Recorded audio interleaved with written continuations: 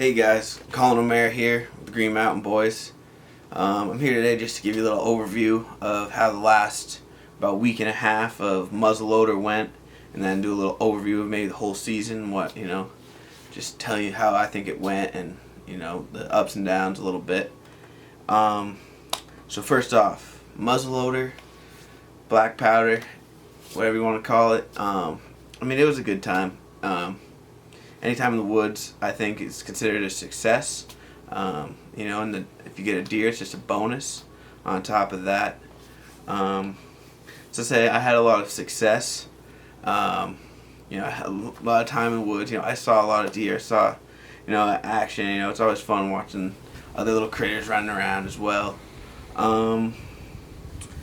So first weekend of muzzleloader, I took a buddy up to some family land. Within 45 minutes, we were able to capitalize on that. He was able to get a nice little three-pointer. I'll put a little picture. So he was able to get a nice little three-pointer. From there, I went back over to New York. I saw a lot of deer, but like I said, I couldn't get the shot opportunities that I wanted. It's a lot of new growth in that woods, so it's very thick patches, and you gotta be very selective with your shooting lanes. So I saw a lot of deer.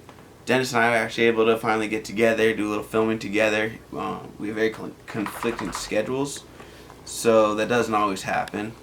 So we were able to get together, do a little filming. We saw some deer, but unfortunately they saw us before we saw them. So you know how that goes. I don't even know if we were able to even get them on film at all. I don't think so. So we found some beds. We had a good time in the woods. Usually I'm alone hunting, so it was nice to get out there with somebody else. Nice to not have to self-film, because usually when I'm just walking around, I just have the GoPro, and as we all know, GoPros don't have the best zoom, so you don't get the best footage. So anyway, later on that week, I'm back hunting over in New York with a buddy.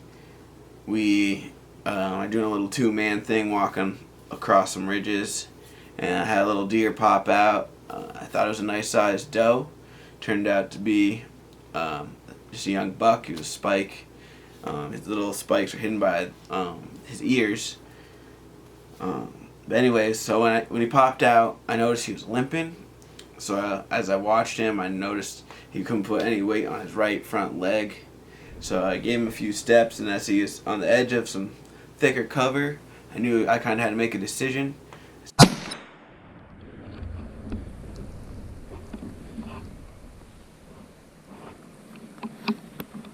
Double lung shot, dropped him right there.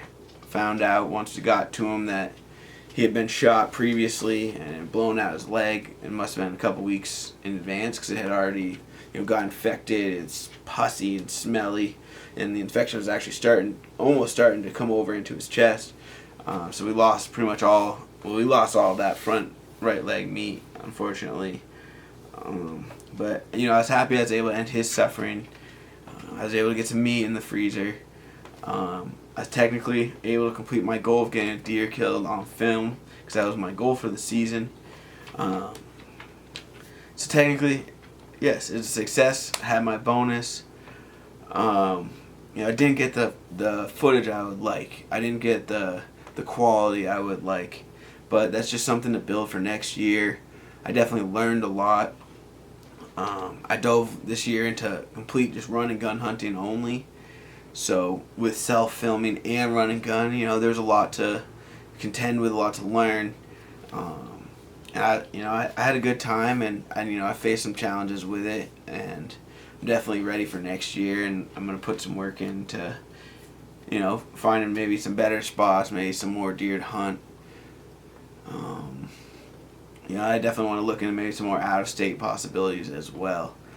The beginning of this year, I was able to make it down to Kentucky for a week hunt. I put in a little footage of that. I saw a lot of deer, which was awesome. Some bucks, some doe. Just couldn't get the shot I needed. We were supposed to have 125-inch minimum, 8-point. So I just didn't see that caliber of deer, but I saw a lot of deer. And it was a great time, and I'll definitely be going somewhere next year for sure. The 200 challenge itself was also a good experience to, meet up with another guy, do a little filming, talk about what we're doing, what we're seeing, techniques we're using, where we're going. It added a lot of fun to it, and I definitely plan on keeping the content coming. And I'm excited to get after some predators now in the winter and turkeys in the spring. And I thank you all for watching. I hopefully you share and like this video, and go watch the other guys' videos because those are great. But then come back to make up for it and rewatch these on repeat. And like I said, thank you very much. I hope you had a Merry Christmas and Happy New Year. And hopefully good seasons to come for all of us. Alright, so my name is Dennis LaCourse, and I'm a member of the Green Mountain Boys team. This is my last weekly update for the 200 challenge. So for me, this is just about my muzzleloader season and what's happened after. So muzzleloader started off pretty good. We were seeing quite a few deer. We checked out this new little patch of woods that we hadn't hunted before. We were trying to get a little bit away from the hunting pressure, because with muzzleloader in Vermont, you can shoot does because for the zone that we're in. So we were hoping just to get some meat in the freezer, but we ended up having to go home with tag soup. We started off pretty slow. We were walking. We just start off going one person from one side, one person from the other side, just to cover a little bit of ground, try to figure out the new area.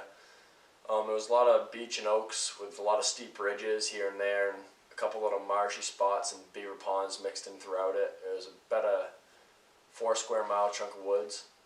So a pretty good little chunk of woods. Going through it, I was coming up over this little beach ridge, and I stopped at the top leaning against the tree. I was scanning the top of the plateau from my right to left, didn't see anything. I gave a little grunt with my mouth, didn't use a grunt tube or nothing, just like a little meh. And when I was scanning back to my right, I saw this doe bounding through the hardwoods at about 35, 40 yards, heading quarter kind of away from me, but almost broadside to me. I just tried to follow her with the muzzleloader going through the trees, and I let a shot rip and went over. Didn't find any blood, no hair. I'm thinking I missed or hit a whip, hit a tree, something. It was running, so you never really know with a running shot. It's too bad it wasn't with a rifle, because the second I shot, when you shoot, you never know what a deer will do. And the deer just put on the brakes and stopped and was looking around. I don't think she ever saw me. She just knew something was up, so she took off bounding. And so when I shot, it caught her attention, and she stopped and was looking around. She spotted me and then took off running. Followed her for a couple 100 yards. I ended up meeting up with my buddy right over that hill, because he just jumped 3 deer almost at the same time that I shot right over that hill, probably a couple 100 yards away. So I met up with him. We followed the track for a couple more hours. She ended up calming down after about 100 yards, so I didn't scare her too bad, and we just followed her. It was one of those days where it's kind of rainy and a little bit warmer, probably about 40 degrees, and the snow was melting, so there was a lot of fog, and we were never able to see the deer. Got real close to it, had to have. We could hear it a couple times, breaking twigs, but there was just tracks everywhere. I got mixed in with a couple other deer, and they were running circles around, and with the low visibility, we just never got able to put eyes on it again. So fast forward a couple days, and I was sitting back in my other spot on top of this oak ridge with a clear cut to my back, or to my left, I guess. Same spot that I missed the buck in rifle season. And I was sitting there, kind of on the top of a little drop off to my right, and I was sitting there watching a squirrel. I've been seeing squirrels all season. It seemed like deer always ended up turning out to be squirrels, and I heard crunching, figured it was a squirrel, and then some movement caught out of my corner of my eye, and it was a couple does that were moving through. And so 4 does came out, and I was planning on shooting one of those when they came out from this little thicket, but then I heard something else crunch back behind it, probably 30 yards, and then I see a deer sitting there. I'm kind of leaning around the tree to try to see what it is, and then I see it turn its head, and it had a main beam that came out and around. It had 3 points up on top, so I'm just sitting there waiting, and it finally stepped out into this opening about 20 yards broadside from me, and I put the crosshairs on it, pulled the trigger, went pop, and the cap went off, but the gun didn't go off, and that caught the deer's attention, and they bounded off. So that's some difficulties of hunting with a muzzleloader. You never really know what's going to happen. Right after that, we put in another cap, and the gun hang fired a little bit, but it went off, so we're thinking the powder must have just fouled from just going hot, cold, coming in and out of the woods to the car, back outside to the house. And the powder had been in there for 3 or 4 days, so we're thinking that's what it must be. I know what I'm always going to do in the future now, and what I should have been doing all along is bring in my gun case with me when I'm going to the woods. That way, when I get done in the woods, before bringing the gun in the car, you just put it in the case, lock it up or zip it up, whatever kind of case you have.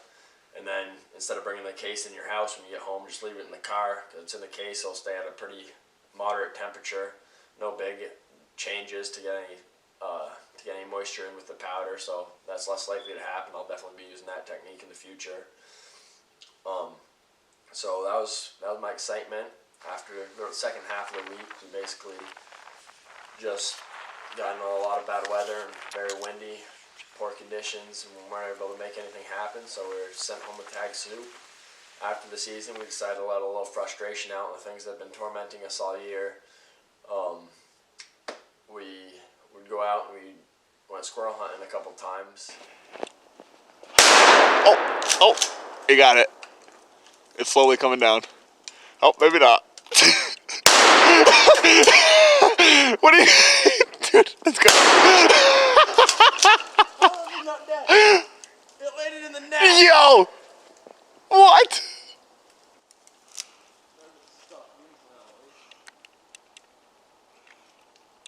It's right in the middle of that nest, right? Yeah.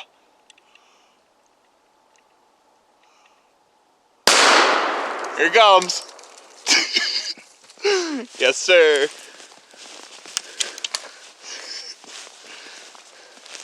Dude, that's a trophy.